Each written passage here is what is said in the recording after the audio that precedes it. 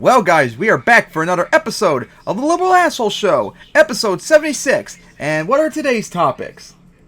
Dianne Feinstein needs to resign. Rudy Giuliani is a rapist. 2023 Turkish presidential election. The myth of capitalist peace. Michael Knowles thinks porn makes you trans. Putler is an imperialist Nazi. And Karen Green having another meltdown. Oh boy, so much funny stuff to talk about. So, what do you want to talk about first? Well, let's get the dark stuff out of the way because Dianne Feinstein needs to resign. Unfortunately, because she's being controlled by Nancy Pelosi, or should I say Darth Pelosi, because she's using the dark side of the Force to keep Dianne Feinstein alive, I swear. So anyways, Dianne Feinstein is a senator, and she's horrible. She's a neo-lib corporate Democrat piece of shit. And I didn't know about this till just recently. She's pretty much bedridden and dead. She looks horrible. Like, I think on a wheelchair and all that, she belongs like in hospice. She looks so horrible. But despite her horrible condition... like I said, she's being kept alive by the dark side of the Force. But despite her terrible condition, she refuses to resign because she doesn't want a possible progressive to take her place over her last term as senator. So, yeah, pretty pathetic. Let's watch Kyle's video on it. So there's been a lot of talk recently about Dianne Feinstein because she's, of course, a senator. She sits on a very powerful committee, and she was gone for 3 months. She was just gone. Now, as a result of her being gone, the Democrats' advantage in the Senate was effectively nullified. So prior to her being gone, the Democrats were approving judge after judge after judge and doing a good job of it, doing a good job of streamlining getting these more centrist and center-left judges on the court versus the far-right Federalist Society ghouls. But with her gone, they hit a brick wall, and that has serious, serious consequences for the country.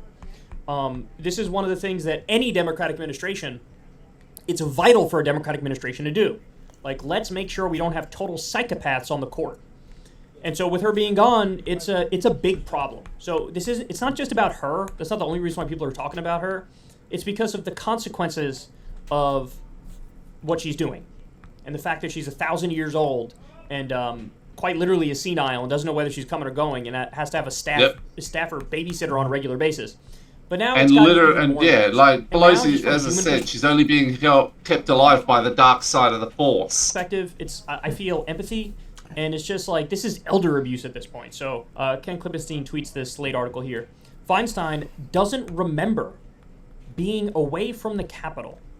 This is enslaved. Wow. Guys. That's Dementia Joe level crap. Firebrand lefty outlet. That's worse. Standard milk. At least Joe has a vague idea. As an idea. Like Dianne Feinstein doesn't. It just has this black spot for 3 months. A brief, and it's concerning conversation with Dianne Feinstein, the senator seems to not remember being absent from Capitol Hill. Quote, "No, I haven't been gone," she said. Okay. You should follow the, "I haven't been gone. I've been working." When asked whether she meant that she'd been working from home, she turned feisty. "No, I've been here. I've been voting. Please, you either know or you don't know." After deflecting one final question about those, like Representative O'Connor, who called her to resign, she was wheeled away. So you have reporters asking her basic questions. Hey, when you were absent for 3 months, she's like, "What are you talking about? I don't even know what you're talking about. I've been here." We covered. And to put this into perspective, in slightly over a month from now, she's going to be 90. Yep. Even older than freaking Joe, for God's sake. Like, just resign. I'm trying to figure out when her last election was. Guys, her staff has been covering her, I'm not kidding here, for years. They had internal rules that you don't let her walk the hallway by herself. Because they fear what she'd say to a reporter. They fear what she'd say to her colleagues. She regularly gets names wrong when talking to colleagues. When they have meetings, they'll discuss an issue. She'll bring up that exact same issue as if they didn't talk about it immediately after talking about it. This is where we're at with Dianne Feinstein. No, it's gotta, look, you gotta go. You gotta go. You gotta go. You gotta go. I'm sorry.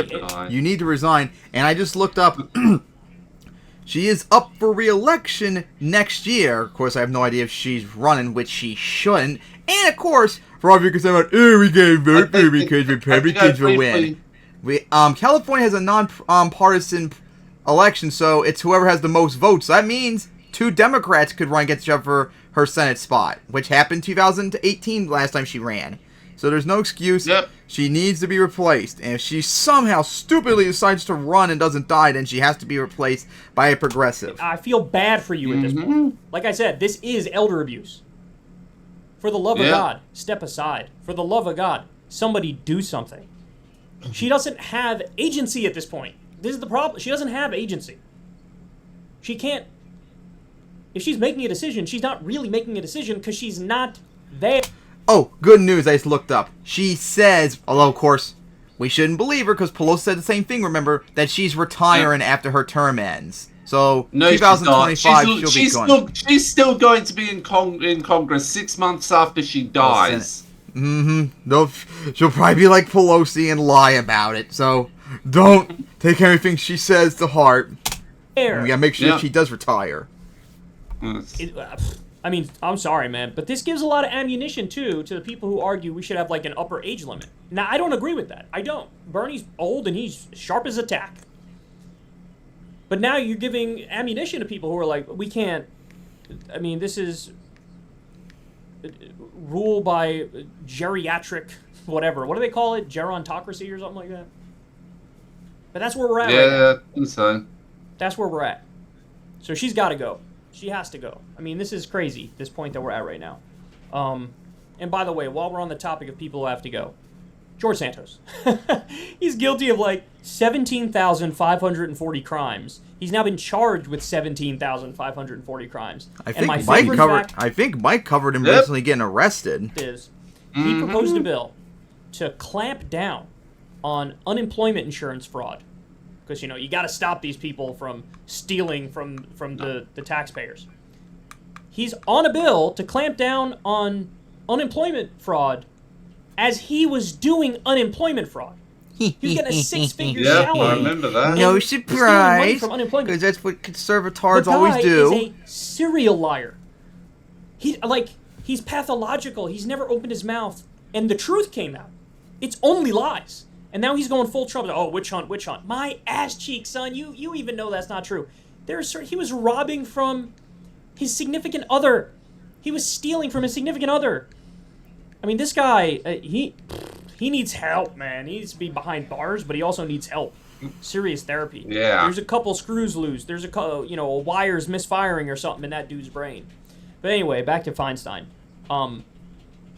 This is what they've been trying to keep secret for so long. And Ken Klippenstein called out all the staffers of Dianne Feinstein and posted their names and stuff and said, tell them they should feel ashamed and they should step down. And he got a bunch of crap for that from establishment journalists. No, Ken's 1,000% right. They are helping to feed the public this lie. Everything's okay. Everything's okay. It's not just like, oh, you're going after regular working people. No, you're not. No, you're not. You're going after liars who are covering for what is effectively a someone criminal who's already situation. dead. Mm-hmm. They're continuing this streak of elder abuse. So anyway, there you have it. I mean, astonishing. What's going to happen next? Somebody made a good point on Twitter. They were joking, but it's also true. Could you imagine if every time a reporter saw Dianne Feinstein, the first question they asked her is, hey, Dianne, what year is it? What are the chances she gets that right? I'm serious. What are the chances? I'll tell you exactly what, it'd be like, I think it's likely are you still alive, 1993? Feinstein? Like, you don't know, right? That's what I'll be And that's why you need to resign. You're useless. Yes, you need to but this fuck happened off. with one of my grandmothers. You see the slow process when they lose it more and more and more, and it's sad to see, man, but they shouldn't be. She should be laying on a beach somewhere, sipping a mojito. No, she should be in hospice, pretty much. By loved ones and friends. Yes, she should be in hospice on holding up the official palliative business care of the U.S. Senate and lying to the world. If she hasn't already died and is just being manipulated by Darth Pelosi and Darth whoever else is in there. So yeah, we had to say about that. her being in bad shape, of course being a piece of shit, and refusing to resign. Well, she's refusing to resign because she thinks she's still doing well, even though she's dead and her body's being manipulated by. Hang on. And Pelosi doesn't want her to resign, which is really weird because, of course, for all of you don't know, because she's a Republican. Yeah, because for all of you don't know, if a senator resigns or retires during their term, the governor of the state appoints a temporary person to fulfill their seat until either the upcoming election, which is in 2024, it'll have a special election or something like that. Now, Gavin Newsom, who's the governor of California, is a neo-lib, so surely if he puts someone in, it's going to be someone that Pelosi would like. So it's really strange why she would be against Feinstein resigning. Darth Pelosi and Darth Schumer are the ones keeping her alive. But hey, Barbara Lee and Katie Porter have announced to run in 2024 Senate to replace her, so please vote for those two if they show up. We need a progressive to replace her badly. Alright, exactly. So now, on to the next topic. That will be... Rudy Giuliani is a rapist. I just saw this, I think it was yesterday too, when Dylan Burns covered it, and Kyle covered it too, and oh boy. So of course, as you all know, Rudy Giuliani is a piece of shit who defends Trump at all costs. And of course, as we found out, he had pretty much a personal secretary that he would sexually abuse over the last few years. And oh boy, the stuff that Dylan Burns covered was pretty bad. And I don't even know if Kyle's going to cover it because I haven't saw this yet, as he just got sued recently. Alright guys, here we go. This is really something. So, a number of really huge claims have been made against Rudy Giuliani in a new civil lawsuit that's been brought against him. So that's the first important point to make here, is that this is civil. Same thing happened to Trump recently. Remember, he lost on. Yes, I remember that. This is not a criminal trial, so we're not talking about. And boy, that one was bad too for Rudy Giuliani. But what we are talking about is potential heavy financial penalties. Okay, so we just talked about, and go check out that segment if you haven't yet. Part of the claims of this woman, this former employee of Rudy Giuliani, is that Trump and Giuliani were basically getting paid to hand out pardons and commutations. Yeah, supposedly Trump would offer $2 million to pardon people, and he and Giuliani would split it. I remember that. And I would probably cover that, but I think this is honestly even worse, because the Trump corruption stuff, that's no surprise. This is absolutely horrendous. $2 million. But hey, at least we covered it too, somewhat. Giuliani would take $1 million, and Trump would take $1 million. Okay, that's one of the claims. Huge claim. There should be an investigation. We got to get to the bottom of it. Just this woman's word is not enough. You need more evidence. But apparently, according to her, there's a lot of audio tapes. No audio tapes of this particular conversation, but there was somebody else in the room at the time. So we'll see what happens on that front. They should do an investigation. Look into Giuliani's bank account, see what's going on, because it sounds real. But we'll see. We'll see. Okay. But there's all these other parts of this lawsuit that we have to talk about. So Rudy Giuliani was hit with a bombshell rape lawsuit. Ex-staffer says he demanded oral sex while he took calls from Trump. Demanded oral sex while taking calls from Trump. Oh, boy. Wow. But that's not even the worst thing I heard when Dylan covered it. But I'm going to go ahead and give you a trigger warning. Oh, boy. It gets worse hearing about if it's the true. claims against Rudy Giuliani here. Oh, boy. It is, you're going to feel a little bit queasy, if I don't say so myself. And how do I know that? Well, that's how I felt when I read through this. So they say here, a bombshell lawsuit out of Manhattan accuses Rudy Giuliani of forcing a former employee to submit to sex acts as a condition of her employment, including making her give him oral sex while he took calls from then-President Donald Trump on speakerphone. Quote, he often demanded oral sex while he took phone calls on speakerphone from high-profile friends and clients, including then-President Trump. Ex-staffer Noelle Dunphy claims in the 70-page lawsuit filed Monday. Quote, Giuliani told Ms. Dunphy that he enjoyed engaging in this conduct while on the telephone because it made him feel like Bill Clinton, according to the lawsuit, which seeks $10 million in unpaid wages and damages. That's not even the worst parts that Dylan covered. Even if only 5% of this stuff is true, it is super disturbing, man. It is super disturbing. Heinous. Dunphy says she was an emotionally vulnerable domestic violence victim when Giuliani hired her as director of business development for the Giuliani companies in January 2019, a job she held for 2 years. She said that's Giuliani how it starts. Had sex with her Yeah. when she was too drunk to consent shortly after he hired her on an... She says Giuliani had sex for her when she was too drunk to consent. Yes, I heard about that. And so, yeah, that's why I don't think it's hyperbolic to say in the description that he's a rapist. This is rape. Mm-hmm. So I don't want to hear the, you're being too harsh. I don't want to hear it. He required she stay over in a private guest suite at his Upper East Side apartment. Giuliani demanded she drink scotch with him, then barged into her suite as she emerged from the shower.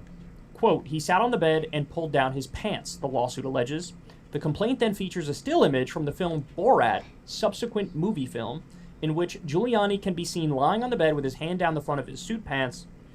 The film, the lawsuit says, portrayed Giuliani acting in a similar manner to how he acted with Miss Dunphy.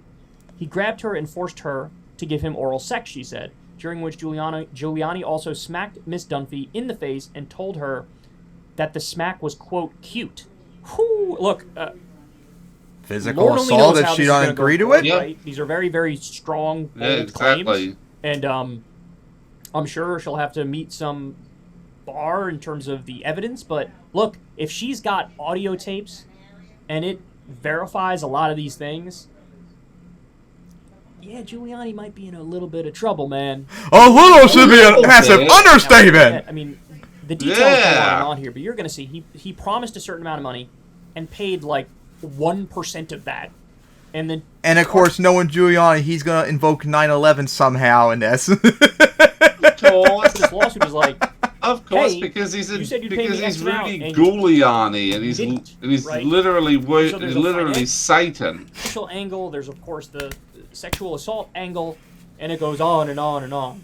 Quote, her tasks that weekend included bringing him scotch on demand and brainstorming ideas for interviews, shows, and Netflix series, the lawsuit alleges. The lawsuit also alleges, buried on page 25, that Giuliani asked Dunphy for help selling pardons for $2 million a pop. We talked about that in the previous segment. Dunphy said she continued to work for Giuliani despite being shocked and saddened by what had happened, because she feared losing the $1 million salary he had promised, as well as free legal representation he also agreed to give her. That's how they do. Well, you That's how they do it. Coercion. agree to get legal representation from Rudy Giuliani, knowing how psychologically gone Rudy Giuliani is. That's not the smartest idea in the world, man. But look, part of this you have to point out is like, don't go work for Rudy Giuliani. Don't go work for a known scumbag. Is that controversial? Is that controversial? Rapist too. I don't think it's controversial. I don't think it should be controversial. Don't go work for a known scumbag. Pro tip from Kyle Kalinske. Giuliani also often demanded that she work naked in a bikini or in shorts with an American flag on them. Oh, for God's sake. When they were apart, This just they would keeps often getting work remotely via video worse. conference, and during those conferences, Giuliani almost always asked her to remove her clothes on the camera. On He often camera called from his too. bed where he was visibly touching himself under a white sheet. Giuliani Wow. frequently required her to perform oral Like the sex on him stereotypical as a old condition of the pig. job, including while he took phone Yeah. calls on speakerphone from high-profile friends and clients, including then-President Trump. She believes that some of those individuals were, like Trump, law clients of Giuliani. Quote, I think of you as my daughter, Giuliani once told her while engaging in sexual contact with her, the lawsuit alleges. Is that weird? Giuliani allegedly added. The fact that you're raping someone I would is say that's a wrong little and weird. beyond weird, to be honest. Mm-hmm. You might want to go to therapy, dog. What are you talking about? Somebody you're engaging in a sexual activity with, you, and again, guys, I want to repeat this. She has dozens of recordings. We must hear them immediately. She was continually subjected by Giuliani to a hostile work environment, misogynistic, racist, and anti-Semitic communication. Giuliani being a misogynist, racist, and anti-Semite. I'm not surprised. Constant sexual attacks, threats. Absolutely not. Wouldn't be surprised if he dabbled into 9/11 conspiracies that the Jews did it, like a whole bunch do, remember? Yep, I remember that. She brought up the salary she was owed, and threats when she finally found the courage to confront him with her fears and the possibility of legal action. Giuliani ultimately only ever paid her $12,000, claiming that he needed to defer her salary during his divorce from then-wife Judith Giuliani, the lawsuit says. He claimed that his crazy ex-wife and her lawyers were watching his cash flow, and that his ex-wife would attack and retaliate against any female employee that Giuliani hired, the lawsuit alleged of Judith Giuliani. He said, I'm going to pay you $1 million. He paid her $12,000. Yeah. 12,000 DZACs. That's more than a little short. Dunphy accuses Giuliani of sexual assault, battery, gender discrimination, and harassment, fostering a hostile work environment, retaliation, breach of contract, and violations of state labor. Sexual assault? No, that's straight up rape at that point. Like, come on. Yeah. This complaint sets forth extremely detailed allegations of outrageous abuses of power by one of the most powerful and connected individuals in the country. Dunphy's lawyer, Justin T. Kelton, told Insider in a statement, Ms. Dunphy's lawsuit is about seeking justice and showing again that nobody in this country is above the law. We are proud to support Ms. Dunphy. Unfortunately, you do not understand how America Giuliani, works. through his spokesman, Ted Goodman, unequivocally denied the allegations. Mayor Giuliani's lifetime of public service speaks for itself and will pursue all available remedies and counterclaims. Okay. Yes, his service of denying that Trump won, corruption, and now a rapist. Good service. There you go, man. Look, I know you feel like you need to take a shower after that. I feel like I need to take a shower as well. But, look, a lot of this might just hinge on the fact that there are audio tapes. And if a lot of her claims are backed up with audio evidence, man, he's in trouble. The other thing is, apparently... Prison time, deservedly. And he's having her answer work emails. Definitely. And there's, like, attorney-client privilege you have to worry about there. In other words, she was inside his world with tens of thousands of his emails. And now all these audio recordings. All the dirt is going to get out. So, I don't know what he was thinking. And I'll just make this point, which should be super obvious. I shouldn't... A old man who's corrupt and a sexual deviant. They don't think about that stuff. All they care about is power, and that's it. I make this point, but I should. Yep. Right. Bloody walking stereotype. If you're a boss, and somebody's working under you, you can't do it. You can't engage in sexual activity, even if you feel like it's consensual. There's a power dynamic there, which is a real serious problem. It can be consensual, but in this case, it most certainly is not. You can't erase that, right? Definitely not. This person feels, on some level, I'm obligated to follow the rules and the commands of this person who's above me. They're my boss. And so it's coercive by its very nature. Now, if you want to talk about among equal co-workers, me, I don't have, I have no problem with that whatsoever. Kyle, people meet all the time of a higher up employment group can be with people that are lower employment group. It's just, is it consensual or not? Like, I always hate this argument about it's stupid. Okay, it's a little bit thing there, because it's a power dynamic thing. I can see the argument. I understand the argument.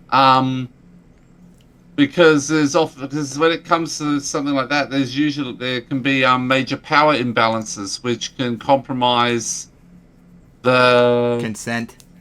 Yeah. But of course, it still could be consent at the same time. Like, that is still possible. Yeah. Yeah, no, it's just that... It's just in this circumstance, it most certainly is not. Relationships and everybody's happy. Oh, yeah, absolutely I understand that isn't. completely. If you're of equal stature in a company or at your job or whatever, I get it. But now, I will... One addendum. If you were before you got into the workplace, if you were already dating, and then you guys take a job somewhere, one person is the boss, the other one works under them, that's different because your relationship launched before the power dynamic. But if you're talking about you are the boss, you are hiring this person, and then you try to engage in some sort of sexual romantic relationship with them, you can't do it. It's coercive by its very nature, right? So even on that alone is like, dude, red line, dude. But the claims are a lot stronger than that, and we'll see what happens in this case. But those audio tapes might really, really haunt him. Hey, y'all, do me a... So yeah, what do you guys say about Giuliani being a rapist? Which I won't be surprised if it's true. No surprise, he fits the stereotype. Yep, a disgusting piece of shit. And hopefully he gets taken into prison, along with him being a corrupt piece of shit. So now, on to the next topic. 2023 Turkish presidential election. Because the wannabe caliph of the Neo-Ottoman Empire is having a much harder fight this time. Yep. So a few days ago, Turkey had its presidential election, and of course, their current president is piece of shit Erdogan, who is a fascist and an Islamist who's trying to turn Turkey into an Islamic state. Now, thankfully, because he's an idiot and he's run the country so bad that he is not doing so well recently, and he's running against, no idea how his name's pronounced, but he is, when I looked up, a social democrat, which is something Turkey absolutely needs. So they had an election recently, and the polls showed that Erdogan possibly could lose straight up, Unfortunately, he overachieved the polls, and he has the plurality lead at almost 50% of the votes compared to compared to the person who's run against, who has like 44%. But Turkey, just like Brazil and France, requires 50% of the votes, which he fell short of. So because of that, they're going to have another election in 9 days between Erdogan and the Social Democrat. So let me try and look up the polls again. It was like 49.5 for Erdogan, then it was like 44%. Yeah, here we go. In the first round, Erdogan and some other person outperformed expectations to receive 49.5%, 5.2% of the vote respectively. Meanwhile, the Social Democrat got 44.9% of the vote. So it's just between him and Erdogan, and hopefully he can win. Unfortunately, though, that's a pretty big gap. That's a 4.5% gap, and I have no idea if this 5.2% took more from Erdogan or the Social Democrats. So it's not looking as good as all the polls and stuff indicated months beforehand. But yes, please, Turks, please vote for the Social Democrat. You have to get rid of Erdogan. He must go. He's a fascist Islamist piece of shit that we've made fun of so many times over in the years. Remember, he's the guy. As I said, he's the guy that's trying to create a new Ottoman Empire. Yep, and also, and you gotta also be careful too, Turkey, because he is just like Putin, where he craftily sneaks ways to stay in power. Because for all of you who don't know, first he used to be the president, then he couldn't run anymore. You know what he did? He did the Putin method, where he changed the laws and stuff right beforehand he would get kicked out, where he could become prime minister, and oh, look at that, he conveniently changed so the prime minister now has all the power instead of the president. So he was in control still. And then when that time was up, he did the reverse. He was able to become president again and made the law so he's in power still, regardless. Putin did that, and Erdogan's done that too. So even if he does lose, I can easily see him trying to do something where he still stays in power some regard too. So, yes, Turkey, please get rid of him. He must go. He sucks. So yeah, what do you gotta say about this? He's absolutely got to be gotten rid of. That way we can hopefully stop the Neo-Ottoman Empire. Yep, and the Social Democrat that he's running, if he wins, he'll implement progressive policies, become more friendly with the West and all that, and possibly even do sanctions against Russia and all that, which would be all based and all that. So please, vote for him and get Erdogan out on the 28th. Please, we beg of you. He must go. Absolutely. Alright, so, now, on to the next topic. Let's go on to the myth of capitalist peace, or why capitalism is brutal, vicious, whatever. So yeah, I can't do words at the moment. I'm sure you remember Second Thought, since we've watched a bunch of his videos over the series he's run. Well, he literally uploaded this video earlier today when I was looking for topics, and I watched the whole thing. I figured, let's play this.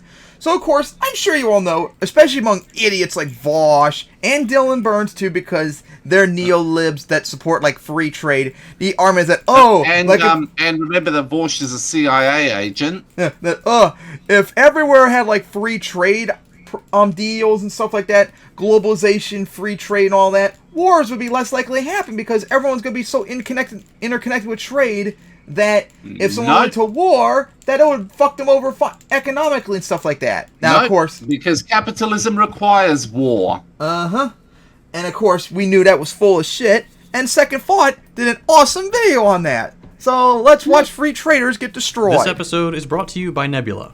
If you'd like to help support this channel, What? Absolute war.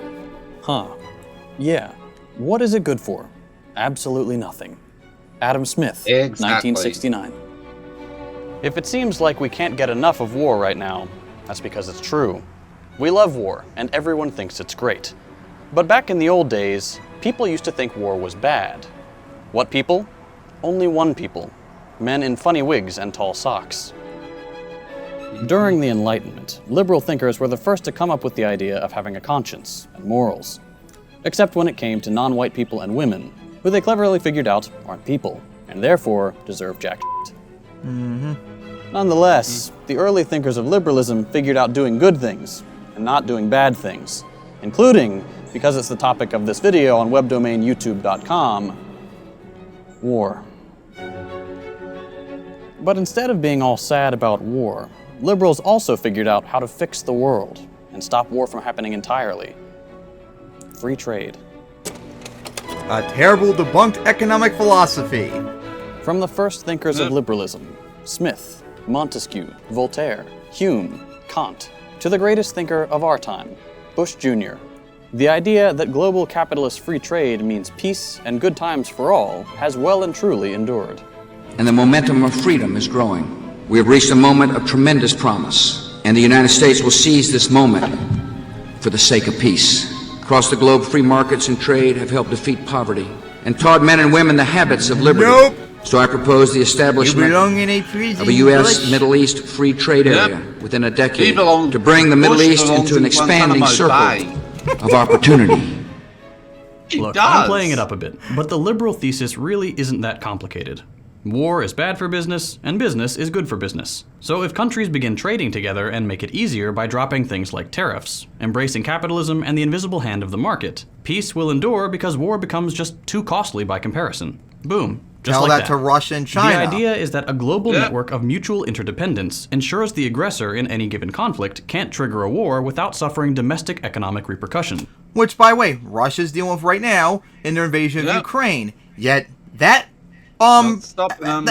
free trade policies did not stop Russia from attacking Ukraine because they valued that more than the economic penalties that they would have to face. So free trade just didn't work there. And that means the appeal of war, spoils, progressively gives way to what we used to call peace dividends back in the 2000s. Everyone's happy. And the thing about the capitalist peace theory is that if you think of it in very narrow terms, it can kind of make sense. There's some logic to it, and within very specific parameters, there's even some not terrible research backing it up. But then there's the other side of the freely traded coin. Capitalist peace is BS. Really, it's a simple story covering up a brutal reality. One of colonialism, imperialism, exploitation, and of course, profit. Let's start with recent history and a pretty unfortunate piece of evidence for the defenders of capitalist peace. What you're looking at right now is a graph. It's a graph of BP, Chevron, Texaco, Exxon, and other oil companies' returns on equity relative to the average for a Fortune 500 company. What's interesting about this graph is whenever these companies start doing badly and not making as much profit as other Fortune 500 companies, suddenly, out of nowhere, who could have seen this coming? An energy conflict begins in the Middle East. And then, not long after, but completely out of nowhere again, they all suddenly start performing really well, eating up market share and getting returns that the average Fortune 500 company can't. The researchers behind this graph actually discovered 3 things about what it says.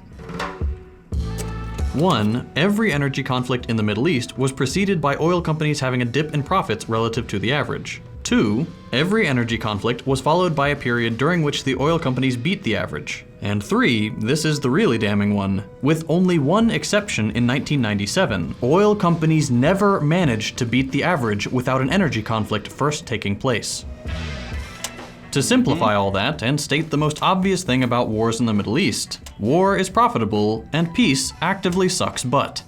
Of course, wars are complicated events and never a matter of one single thing.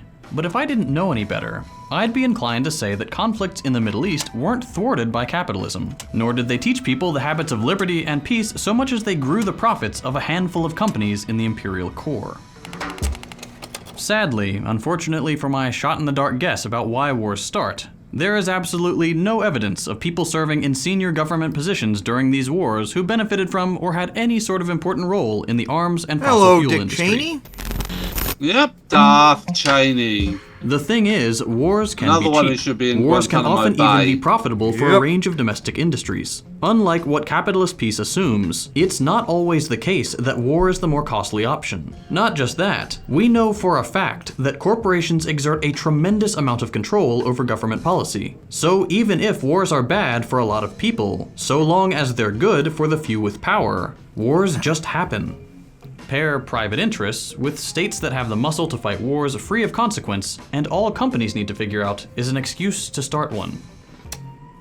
Now, for those who defend the capitalist peace theory, the fact that these wars are being waged for capitalist profit, and in the case of many Middle Eastern wars, to force free trade agreements, isn't necessarily a contradiction. Free trade trumps everything, so they might even argue that one war right now in exchange for peace and profit forever is a good trade-off. But obviously this is a no good, very bad, ew gross argument. It's never just one quick war. In fact, it's been centuries of long and brutal conflict. Let's talk about the Enlightenment again. Liberal philosophy's development, historically, coincides pretty closely with colonialism and the age of European empires. While philosophy bros waxed poetic about equality, a regime of horror that many of them fully condoned or at minimum considered inevitable was busy plundering the rest of the world piece by piece. And it wasn't an accident that the two worked together. European capitalists got into colonialism not just for fun, not just because they could now that they had their better ships and guns, but because they needed to. Domestic capitalist markets steadily become less profitable, and the best solution to that entropy problem is, and always has been, expansion. That was on the material front. But they needed justification for what would just be straight up murder. And for that, the liberal philosophers' rhetoric of bringing civilization and trade to the rest of the globe gave them a clear conscience. White man's burden, don't you know? Wars just became part of the process by which capitalism, already associated with the ideas of civilization and freedom, and soon enough, peace, would come to take over the world. Let me rephrase. The point is, colonialism didn't come out of nowhere. Profit demanded that wars had to be waged. Just like today, powerful countries and the companies that made them up wanted their hands on foreign resources, people, and markets. We don't usually think of colonization as a process of war-making nearly as much as we do a process of domination, because that second part lasted a lot longer. But it's important to mention all the wars that happened for capitalism to expand, because that usually gets glossed over in the capitalist peace theory. Many places just didn't want so-called free trade or capitalism, and getting them to enter the global economy on terms that favored wealthier nations took a lot of brutal wars of conquest. While liberal thinkers developed the idea of gentle commerce fostering peace all over the world, capitalism, which always required expansion, actively became a catalyst for war instead of an obstacle to it. So many European capitalist nations became colonial empires not for kicks, but because their economies required endless growth to survive. But ignore for a second the wars that installed capitalism all around the world, and let's talk peace real quick. The point of peace is that it's not violence. Obviously. People don't love war, what with all the unnecessary suffering and death. Actually, a lot of people do. That's actually a problem for the capitalist peace theory. Because even if you discount the wars that made global capitalism possible, the picture you're left with isn't actually less violent. At best, assuming capitalist peace theory is true and countries stop fighting with one another entirely, violence in the age of global capitalism changed, but didn't go away. Instead of violence between states, the world was left with a permanent state of structural violence turned inward. We live under a tremendously violent system. That's just part of capitalism.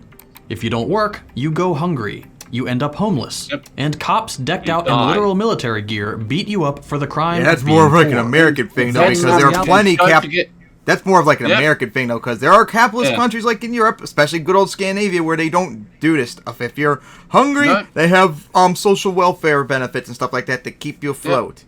And that's where social democracy comes in. And don't forget that the politicians in every single state have already will send out roving gangs to murder you if you're homeless. Reality of this economic system, and it persists despite the fact that we have enough food for everyone, enough housing for all, and enough capacity to spread work equitably so that it's not nearly so unbearable. This violence is completely unnecessary. Homelessness and hunger don't need to exist given how much we produce. But they do simply because making life better and providing for everyone's needs unconditionally generates way less profit than artificial scarcity and desperation. And that's before you factor in gendered and racialized violence, violence against immigrants, crackdowns on protests, and all the overt uses of violence that police the strict hierarchy of this system. For society to get as top-heavy as it is today, without the bigger group of people overthrowing the smaller one, a lot of completely unnecessary violence needs to be doled out. And that's been true in every era of capitalism. It's obvious, but just take how capitalism brutalized the African continent in every century since its arrival. First, slavery drained Africa of its labor force. Then, colonial capitalism set up shop for European companies to extract natural resources. That hasn't really stopped, and in fact, skip a few decades and the World Trade Organization, World Bank, and IMF's structural adjustment programs exacerbated these practices.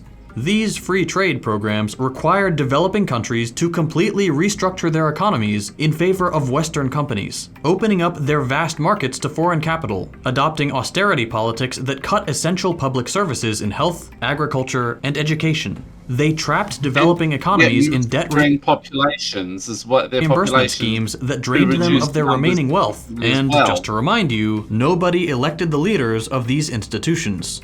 Or take an even more recent example like NAFTA. Free trade between North American states completely destroyed union labor and Mexican agriculture while increasing both malnutrition and unemployment. NAFTA fucked over both Canada, America, and Mexico. And that's another reason why free trade sucks.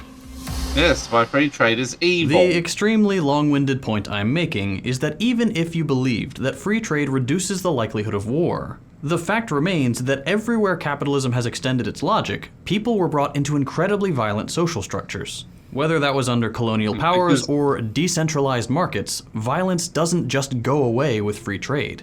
It turns inward. Even in the modern day, even buying influence and investing in a country and then using it to buy their vote and buy their world, like China's doing. Yep, and America's done too, with like the Marshall Plan.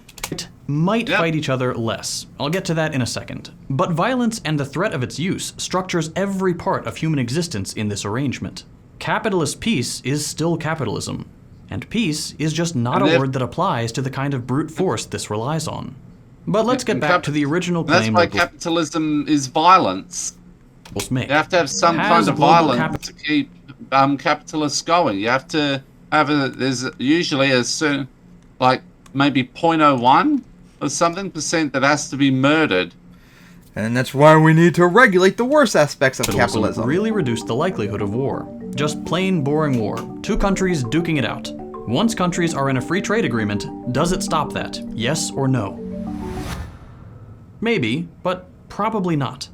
In truth, a lot of research has been devoted to this question, and it's not settled. That's partly because free trade isn't a binary switch countries can turn on and off, and also because bilateralism and multilateralism have very different effects on a country's incentives. Add to that confounding variables like nuclear arsenals, American global hegemony, unequal exchange, non-capitalist trade agreements, and the offshoring of conflicts in proxy wars, and it's really hard to clearly say this one thing is what reduces the incidence of war. But forget all that. At best, liberalized trade seems like it can only delay war temporarily. And here we can turn to World War I and Lenin's theory of imperialism to understand why.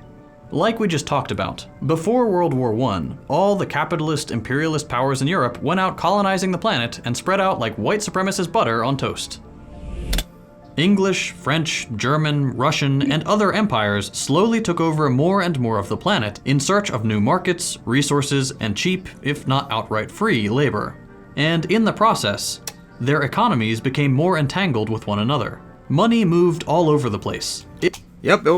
World right before World War I was very globalized, which people like Voss fervently denied. It was a global trading bonanza, and there were European companies everywhere. This was the first era of globalized free trade after mercantilism, and for a while, it actually kind of worked. It provided economic growth and accrued power for these empires thanks to the seemingly endless exploitation on the horizon. The problem is that unlimited growth is necessary for this system to work peacefully.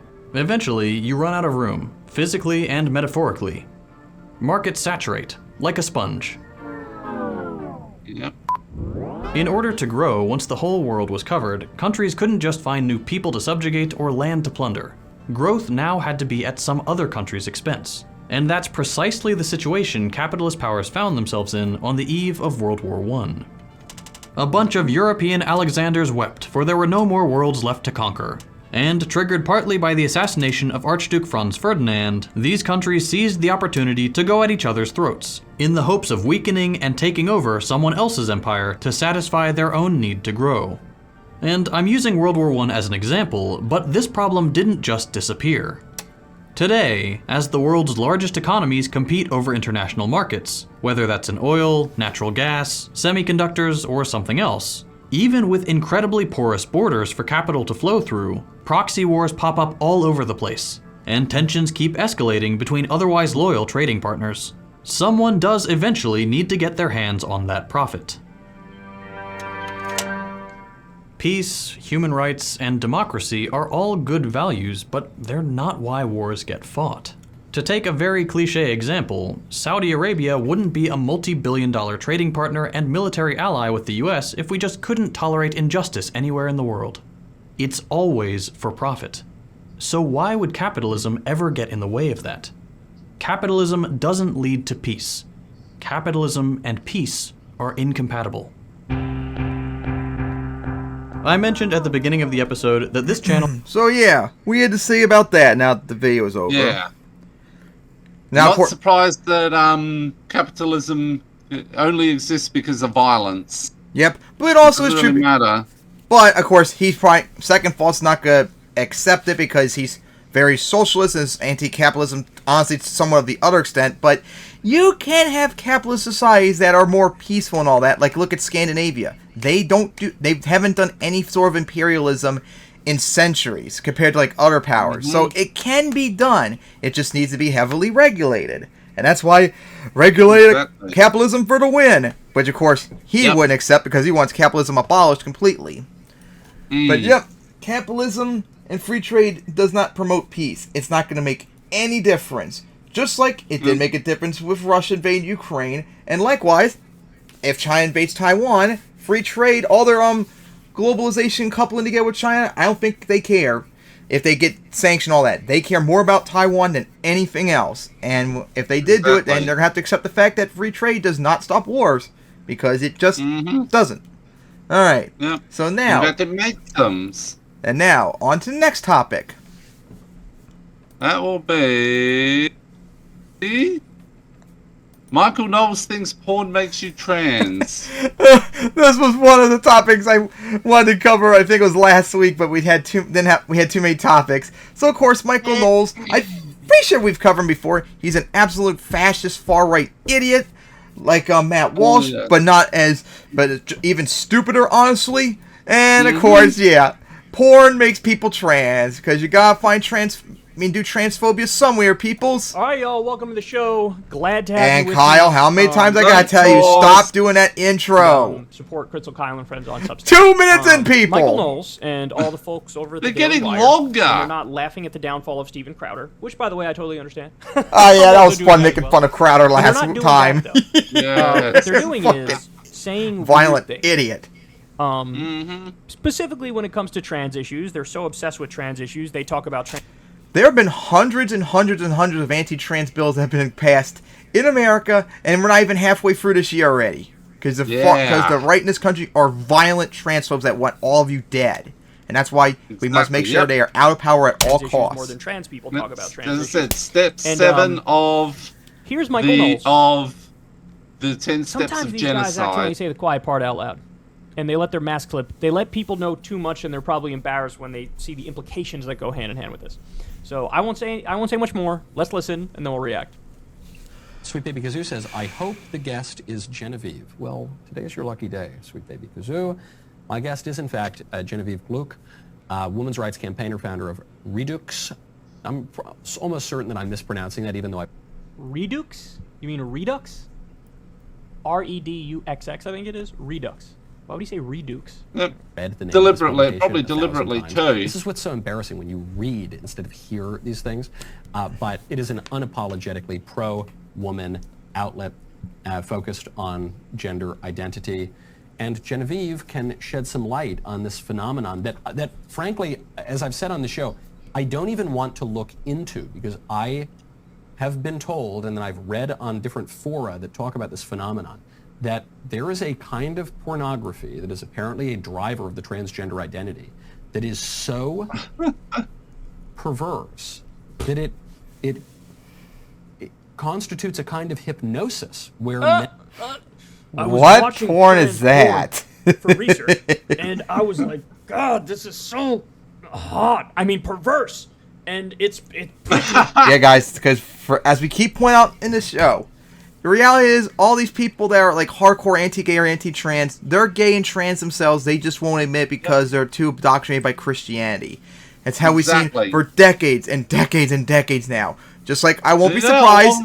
Do you remember how long that bloody list we had of those that of anti-gay guys who had turned out to be gay? Mm-hmm. There's now an even bigger one that's like 10,000 people. It's like 1,000 people long or more of the anti-groomer Republicans who have turned out to be groomers. Mm-hmm. Just like I won't be surprised very soon when we'll see Crowder on the list.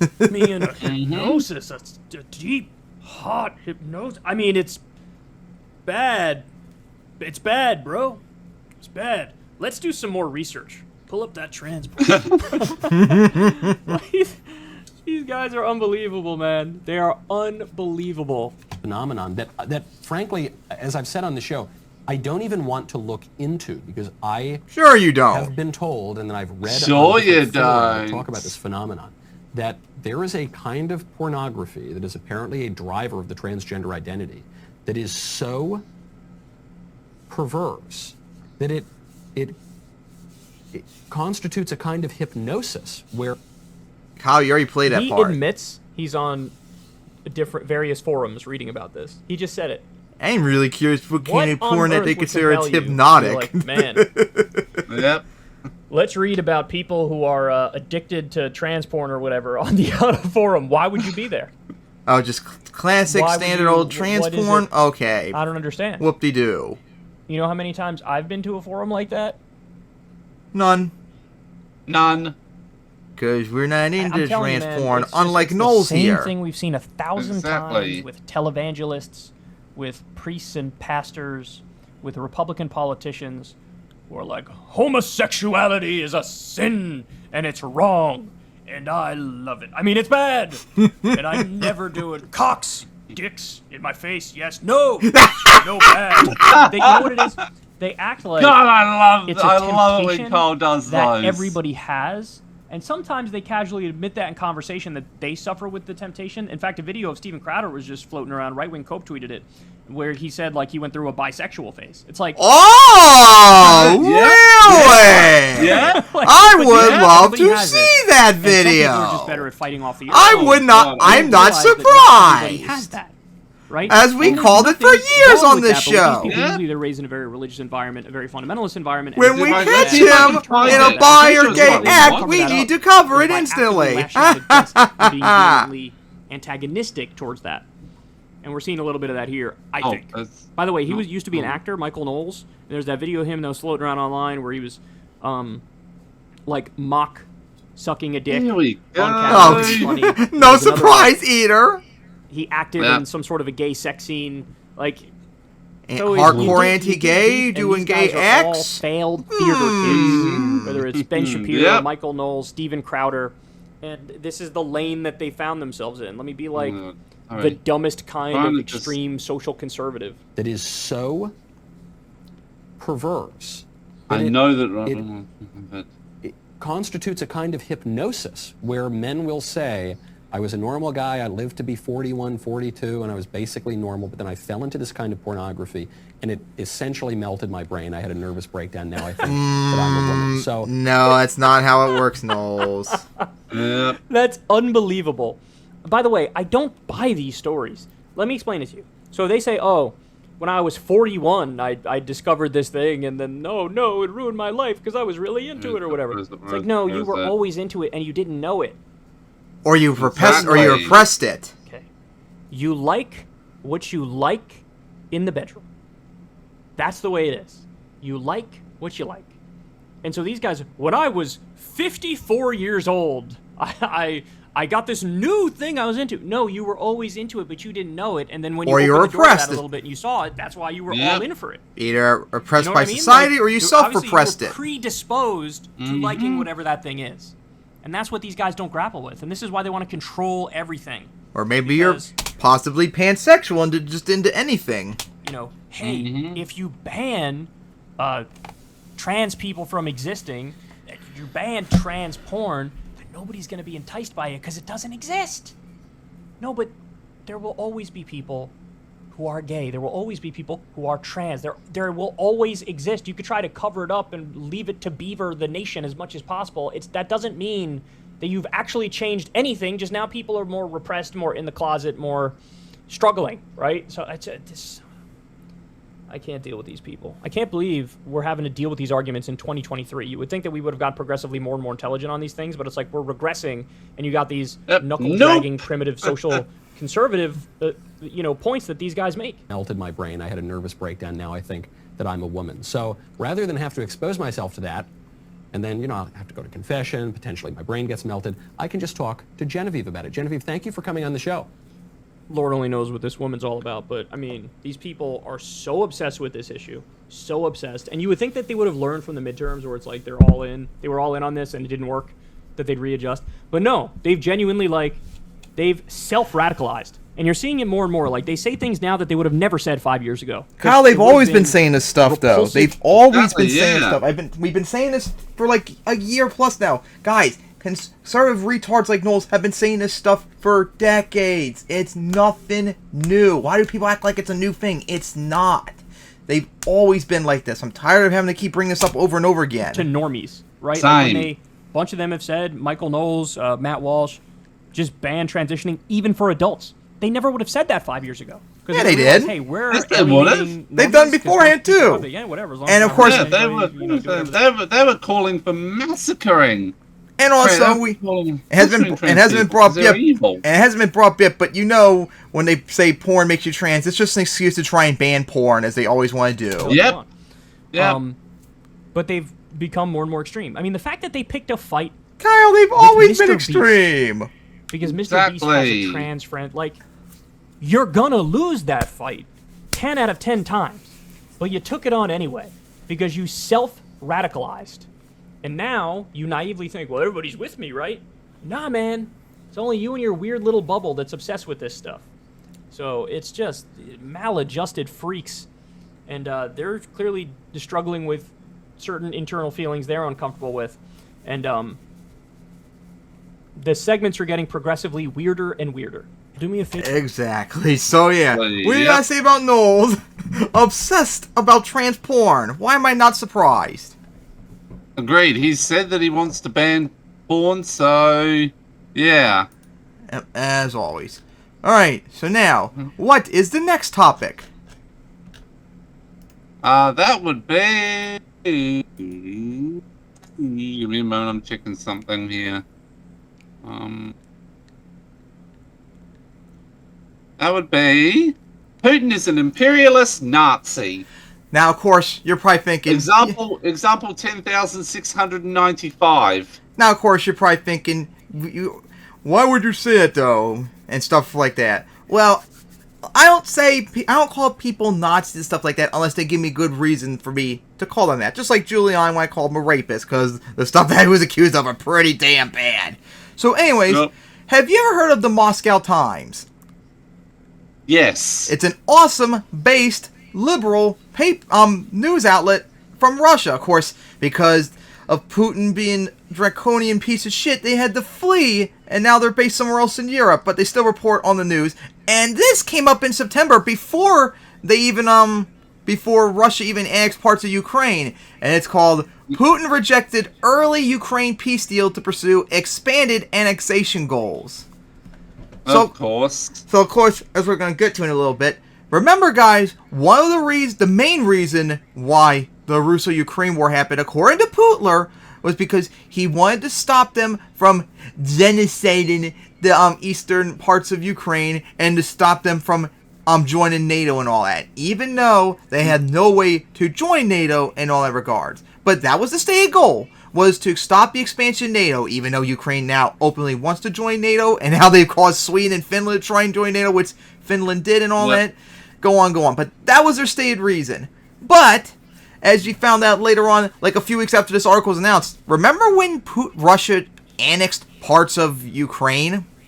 Yep. Like 4 different oblasts, which is the biggest territorial annexations since World War II. Yep. If the goal was really just prevent expansion of NATO, why are you taking territory? Especially because his butler wants to genocide the people in there because he thinks they're all Nazis. Yeah, because guys, it has nothing to do with NATO. And this article is going to mention, if it really was about NATO, the war would have ended sooner. So anyways, here's the article from the Moscow Times. Russian President Vladimir Putin had rejected a potential deal with Ukraine offered by his key envoy in the early days of the invasion as he expanded his goals to include annexing more territory.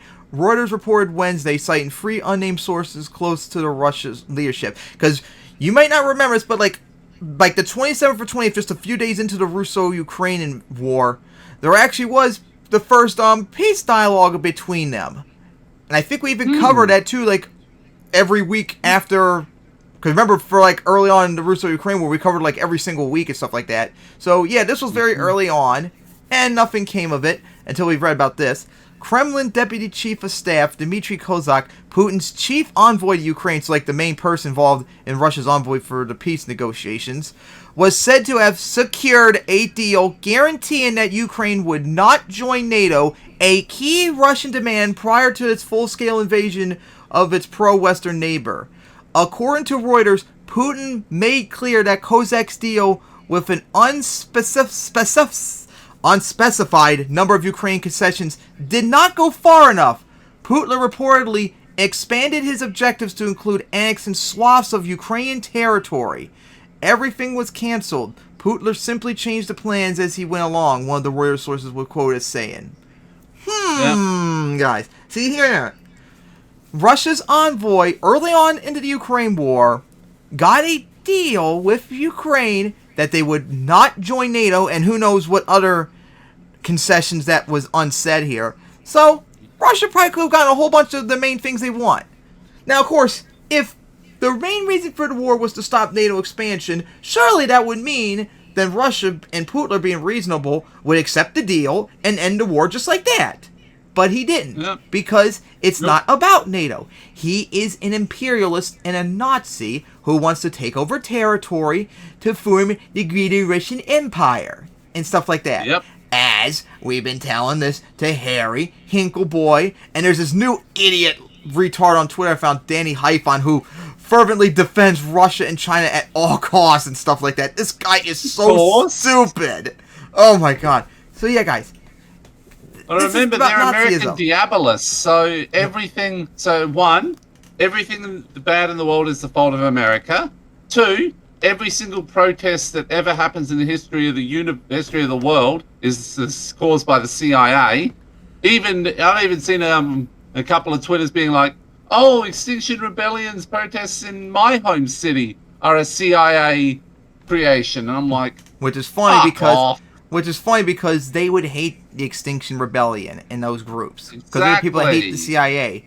The time of negotiations was disputed by the people interviewed by Reuters, with 2 sources saying the push to finalize the deal occurred within days of Russia's February 24th invasion of Ukraine. Like I said, the negotiations started on the 27th and such. So, yeah. A third source who was told about the events by people briefed on the discussion said Putin was presented with and rejected Kozak's deal just before the invasion. So they had a deal before the invasion even happened. So he wouldn't have even had to invade in the first place if he got what he wanted. But he still did it. Because it's not about NATO. It's about territorial expansion and genocide. Kozak has since been stripped of his Ukrainian portfolio, Reuters reports, citing 6 unnamed source. From what I can see, Kozak is nowhere to be seen. A person close to pro-Moscow separatist leaders in eastern Ukraine, Donbass region, was quoted saying. Kozak and all that. Let's see. The Kremlin denies the report's authenticity and stuff like that. No such thing ever happened. Of course, I'm not surprised they would deny it. Alright, so, of course, seeing how the war's gone, with the goal of prevent NATO expansion led to NATO actually expanding, and the fact that they're demanding territory and annexing territory too and stuff like that, and of course all the war crimes and the genocide they've done. Guys, Especially, we were at the beginning, too, because we thought it was mostly just NATO expansion was the reason, too, but unfortunately, we were proven wrong, because Putler is a genocidal maniac. And it wasn't about NATO, it was about territorial expansion and genocide. Yeah. Unfortunately, because I'm still not really a fan of NATO, he made NATO stronger because of it, too, which is hilarious, but still not necessarily good in our eyes. But yeah, we gotta be more vigilant now in that regard, too. Just like with China when it comes to Taiwan. Yep. So yeah, what do you guys say about this supposed deal that they could have had and he refused? Considering Putler has done his blood and soil speech multiple times. Yep. Yeah, we know what the intention is. It's genocide. He thinks all Ukrainians are neo-Nazis and therefore genocide is awesome. And all. Oh yes. What was the most recent thing? What did I send to Harry? Because I was a bunch of times now. I've briefly unblocked him to post something and then block him again. I wrote, yeah, we get it. Ukraine is a Nazi terror state, and every single person in the state is a Nazi, and Russia must be allowed to genocide them since Russia is a based, awesome state. But yeah, that's the sort of thing they believe. Russia wants to do imperialism and control of not just Ukraine, but Eastern Europe, the Caucasus, and Central Asia, which, hey, is imperialism in a capitalist style, too. Shows that's also capitalism, too, in that regard. But, of course, we also can't deny underplay that it's also genocidal, too. Not every single war, of course, is just capitalism, as Second Fault tried to imply earlier, remember. So, yeah. But most wars have capitalism as an element to it. Imperialist ambitions. So, yeah. Putler being a Nazi piece of shit, showing his true colors, and hopefully he loses and cries and dies. So now, on to the next topic. Seditious Karen Greed having yet another meltdown. I think we covered in the last episode that she had another meltdown. It's like back-to-back weeks. What is she crying about now that Kyle covered? Oh my gosh, she won't stop Malden. She's a Karen. Karen, what do you expect? Exactly. Karen would actually calling her be offensive to people who are actually called Karen. Only thing left is her to call cops on blacks. Then she'll be the ultimate Karen. Wouldn't be surprised she did that already too. Yep. And probably throwing out the N-word too at them. An important committee hearing on left-wing extremism. Yeah, because that's a huge problem plaguing the nation is left-wing extremism. Look, even if you want to be, I'll steel man their case as much as I possibly can. Every now and then, there's a video of Antifa that comes out, and they're doing some property damage. Or Black Lives Matter protests, and which isn't good. It makes you all look bad, as we point out over the years. The killing of an unarmed black guy or something like that. These are things that have happened, right? And if you want to say, hey, I'm going to file that under left-wing extremism, okay, by all means, go right ahead. I'm not in favor of property damage. I don't think it has any, positive end goal as a result of it, right? I mean, if you really want to stretch it, right? You could possibly say black nationalism could be a lot, maybe there. And they do acts of terrorism every now and then, usually against cops. I just wonder, do you know if, oh God, when was the last black nationalist terror attack we had? That was a few years ago. I remember there was supposed BLM member in 2016 killed a bunch of cops. I remember that. It was in Texas. That guy was Black Panther, New Black Panthers, and another one was Nation of Islam. There's one more recent. I can't remember how recent it was. National organization. Look it up. It's not. If you think the far left is organized, you know nothing about the far left. They're too busy slitting each other's throats over minor policy differences and calling each other sellouts to actually work together for anything. So it's hilarious. It's the right that's organized to do remember, violence. We just had a neo-Nazi mass shooting, a neo-Nazi terror attack. A dude with a large swastika on his chest killed Oh a yeah, number of and people, for all we including don't know, the children. right had denied and downplayed an excuse that for days and such now, because no surprise. No, they decided, let's do a hearing, a committee hearing Here we on go, this is left-wing what I extremism. wanted. So Marjorie Taylor Greene, she is like the #1 virtue signaler on the far right. She thinks she's so smart. She thinks she's got debate-ending checkmate arguments, but really she's the clown of all clowns. So she's going to That's go in offensive to here. clowns I to love call her this that back one, and forth. Kyle. She's talking to, I forget this person's name. You're going to see it on screen in a second here. But she's going to try to like own this person with facts and logic. It's like a debate bro stream. Facts, logic She tries from to do Karen that. Green? And That's she- impossible. Absolutely, she face plants. Okay, and December she ends up just 2019. having, like, a Now, sad who's the one that's public got the meltdown. hardcore that basically agrees with Jimmy Dore about cops? The What? ones that we like, but as the that's Mike, the Humanist Report, right? What about the Humanist Report? Oh, I'm just trying to remember who is it that despite agreeing with despite going against force the vote because of Dore, they agree with Dore on the issue of cops. Because I know Humanist Report supported force the vote. I remember that. Yeah, okay, yeah, so it's not him, it's the other one then. You know what? Kyle definitely ain't anti-cop. Dole was against force the vote, and he is an anti-cop. So I can't think of anyone else.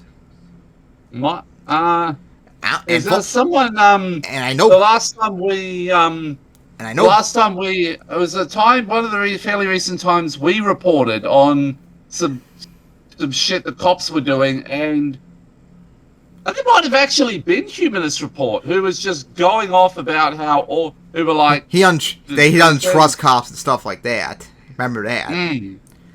But I don't know if they said I don't think I remember saying he hated cops. Down in front of the world. Oh, I apologize. Well, It's sure, Potomac. when did you It's start? Potomac. While you were talking about Oh, wow, white you've been around a long supremacists time. and abortion, Okay. I totally agree with you. There's a lot of white supremacists in the find something abortion here. movement and abortionists because they have murdered over 20 million black babies. Oh Yes. no! She's gonna Yeah, do the black genocide. genocide with abortion. Oh Yeah, no! I remember That Yes. argument. Oh, she was that silly. Oh yes, there's a Yep. black genocide because abortion is a thing. Yeah, sure. Yeah, sure. I don't even want to refute because it's so silly. This is Wade. And Yeah. Like it's just. God, it's also tired. It's also. I know, Kyle. It's just so silly. If It's you're not even really pointed to pro-choice, you're refute it. actually a It's white just funny. supremacist. For once in your life, can you not straw man the people you disagree with? Do you really do? Does anyone, No. even if you are deeply pro-life out there, is that something you think is fair? Everybody in America who's pro-choice, which by the way is the overwhelming majority of the American people, are pro-choice to one Eat degree shit, or another. Karen. Is Pro-choice it all the fair way. to say, Exactly. I think you're all white supremacists? Yep. You know it's not true. If some pro-life retard called me a white supremacist for being pro-choice, I would probably bust out laughing. You know it's a low blow, but you do it anyway because you're just a tribal loser playing for Team Red. Yay! 1973. silly. That's on average 900 black babies Wow. are aborted. They're ripped apart inside their mother's wombs. Now, Marjorie Taylor Greene, let me ask you. So, assuming we get your policy implemented, there are no abortions, even like 3 weeks in or whatever. If those babies are born, are you in favor of a strong economic, social safety net? No. To make sure Nope. that they have. No. You want them existent to, ones. She wants them to die. A roof over their And I would head. say that's more like a genocide. Yep. Oh, that's right, you're not. You'd want to force them to be born and then force them to live in abject poverty because you believe in small government, which means you believe there shouldn't be redistribution of wealth. God. Why do I have to take time to respond to this loser? Better off just I would laughing. agree with you. That could be labeled white supremacy, or we could just label it murder, and it should never be happening. So if you wanna talk about white supremacy Karen. and the Oh abortion my movement, God. You should really analyze It's that. not murder It's or just genocide or You run whatever. As you collect donations from people with your nonprofit, because I think that is something extremely important to talk about, is the right for those black babies to have lives as American citizens, the right for them to Mother's be born, choice the and right for them discussion, to so be given a eat chance crap. to live as free Americans instead of murder. You think this is funny? Yeah, I do think it's funny. I think you're a Is fucking babies Karen, being murdered in the hardcore, womb big funny time. to you? Yeah. The person's like smiling and laughing. You can't see, but clearly she's like giggling. This is an absurd argument. This is Basically so trying to say everybody's silly. pro-choice in the This country. is even is sillier. racist or is Even, okay I with know white you're a person Karen, but I doing didn't murder. expect you to go You're this not silly. acknowledging that people who are pro-choice don't view it as murder. They don't Yeah. view it as murder, and they're not white supremacists. They view Yeah, it so your as argument doesn't apply to us as because we a don't think it's choice murder, for the so individual, cap. because the thing that's in the woman's Mother's body choice, is the end of freedom of discussion. the woman to survive. Exactly. And also, we're talking about gametes and Yeah. zygotes and pregestation fetuses. There's no nervous system. There's no pain for the overwhelming majority of abortions in this country. And you're just strawmanning them. No, it's murder. That's murder. Taking a pill is like murder.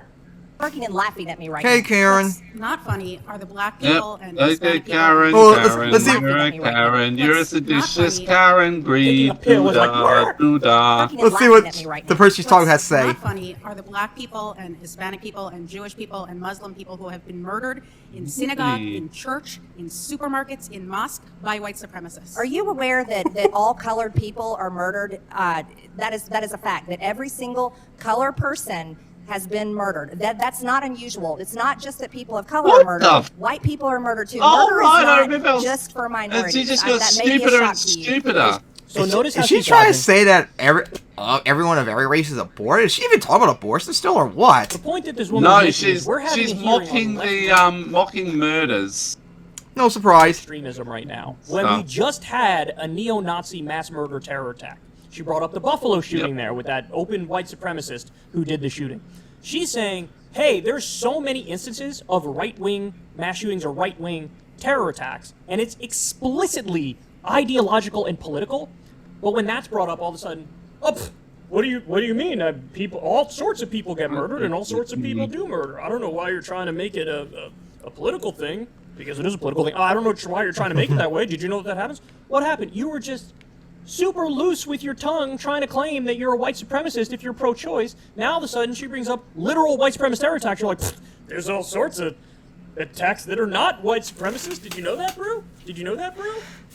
Look, either have it one way or the other, right? You can't have it both ways. You But can't have it Kyle, both ways. Either conservatives you wanna like her talk want to about have both ways. ideological Yep. ideological terrorism or ideological violence, political violence, or you don't. You can't say, I do want to talk about it, but only when it's going after targets on the left that I disagree with. And again, like I told you, if you actually analyze the data, the left-wing terror attacks, the ones that are recorded most in the data, you know what it is? It's like eco-terrorists. We want to like blow up a pipeline or something. Whereas the right-wing terror attacks Or are like, hey, occasionally the odd the one guy who chased down a couple of Trump supporters and shot them. Or if you really, really want to really stretch, occasionally there are the occasional black nationalists. There was actually a study a few years ago, and I think we covered it too. It showed that in America during this, like at least probably 5 years ago, that over 50, like it was like 50 to 60% of terrorism done in America was done by far right white supremacist neo-Nazi groups, people that support Karen Green. And it was like 30%, I think it was 30% were Islamic terrorism, which is also right wing, and 8% is just left wing terrorism. So and remember that left wing terrorism groups in black nationalists as well, which is basically that whole remaining 8% was black nationalists.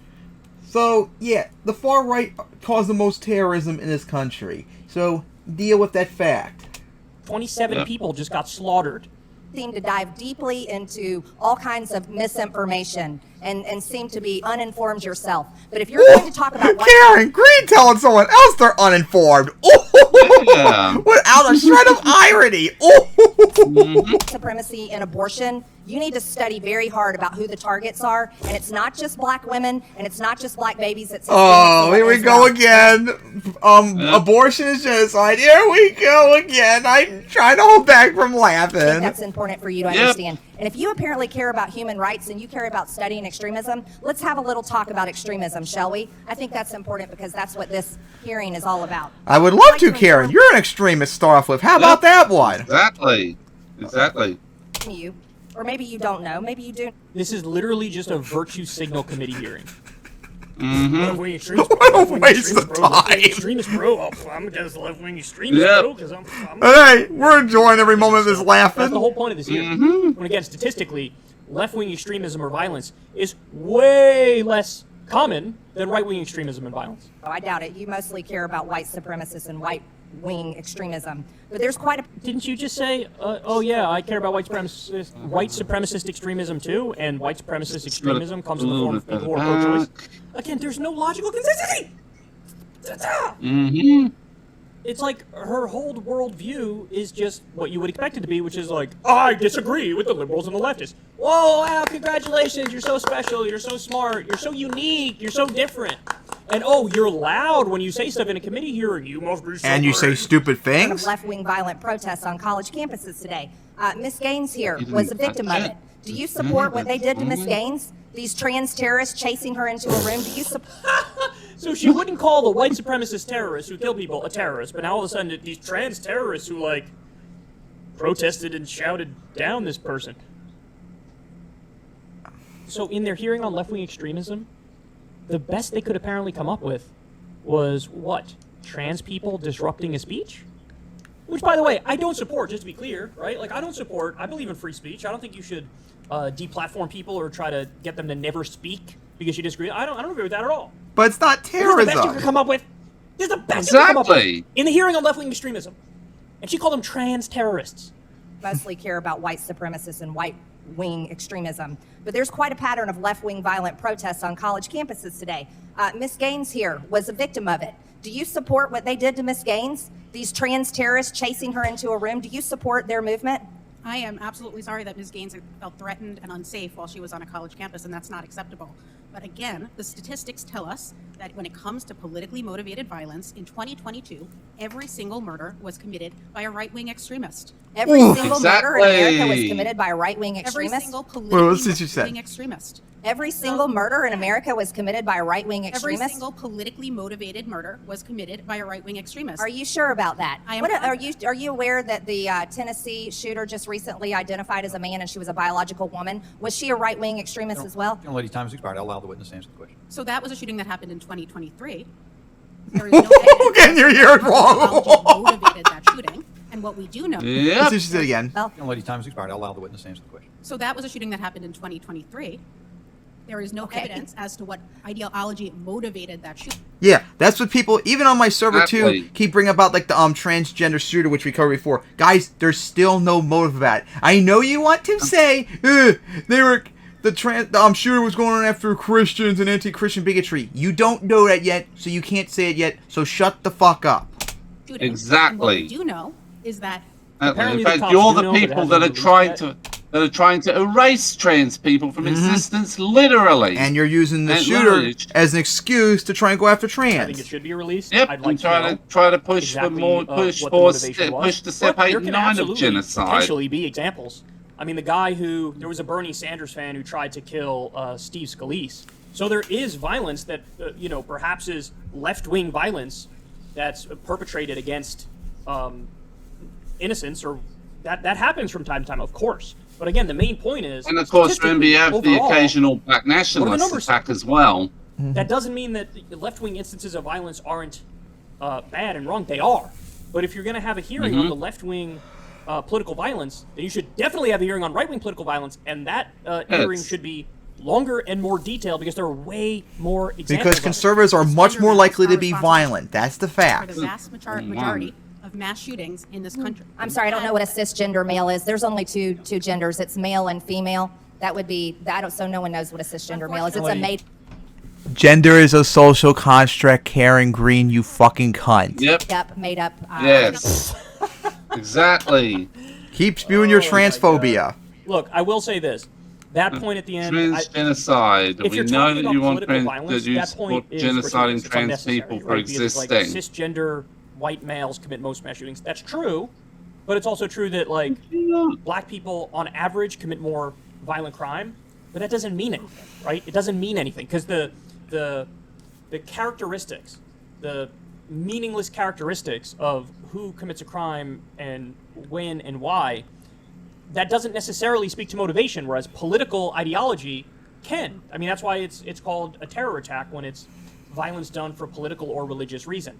There's an underlying ideological thing which pushed them in the direction of doing the violence. Whereas when you talk about mass shootings, oftentimes it is mental illness. When you talk about property crimes or robbery or whatever, or some crime that happened on the street, it could be because of a drug deal gone wrong, somebody ends up getting killed. It could be because they don't have food and they need to steal some food in order to eat. It could be because people started hanging out with the wrong crowd and went along with the crowd. So I would separate out. She suffered. Okay. So Dianne Feinstein had a bout of shingles. Okay. Just like immutable characteristics that don't matter from the conversation on political violence. Again, political violence is about what's your ideology, what are you doing in the name of your ideology. That's political violence. So to bring up a lot of white guys do mass shootings, it's not like, what does that have to do with the conversation on political violence? It doesn't have anything to do with that conversation. In the same way, they would have been unfair for Marjorie Taylor Greene to say, well, black people commit more crime in the aggregate. It's like, that. Okay, but that doesn't mean anything. We're talking about political violence right now. All right, anyway, I'm off in the wilderness. You guys get the point. Marjorie Taylor Greene, God, she is like the Facebook mom personified, right? Just quintessential, totally tribal, beyond comical, and I can't even believe they're having this hearing, right? But this is what happens. Republicans just got control of the House of Representatives, and this is what they're going to do. She was making a fool of herself even beforehand. Busy trying desperately to find new pictures of Hunter Biden's cock. They're going to be out there Yep, I remember that. making arguments like this and talking about the pervasive threat of left-wing extremists. Even though she's a like pervert, trans question people mark? protesting. Yep. You can't make it up if you tried. All right, guys. That's So, yeah. Oh, my God. That was hilarious. So, we got to say about Karen Greene's second meltdown in a row now. Yep, that's not a surprise. Oh, my God. There's nothing really else to say. That was just so funny. Karen, please be funny out of Congress. Just please resign. Go melt down on YouTube or something so we can watch and enjoy there. That way you don't have to run the country or anything like that. Oh, my God. But anyways, guys, that is all the topics. So, see you guys next time for episode 77. Yep.